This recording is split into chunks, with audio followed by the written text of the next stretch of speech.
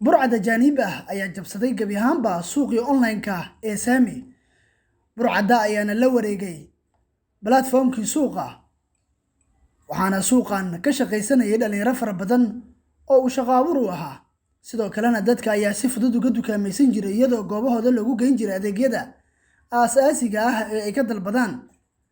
Asaasaha suuqan oo lagu magacaabo Saami ayaa ka warbixiyay jabsashada Saami Gabas. aad iyo aad uga xunahay inaynu dila socodsiino in platformkii shirkadda samonline.com ay ku shaqaynaysay weerar weyn lagu soo qaaday, taasoo nasiib xumo dhammaantii la jabsaday platformkan ku shaqaynaynay.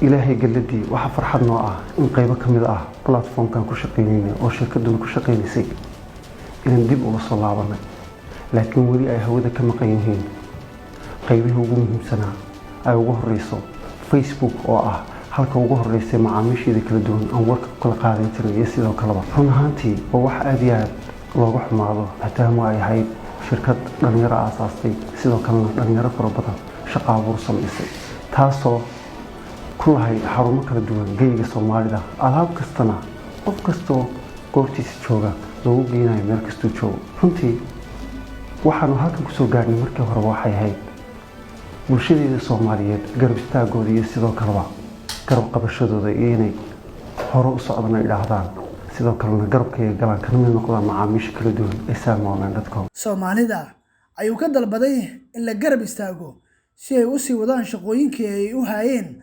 shacabka ugana gudbaan marxaladan adag oo ay ku jiraan waqtigan la joogo, maadaama ay soo kordhiyeen fikrad cusub oo horumarka ay Soomaalidu gaartay qayb ka ah.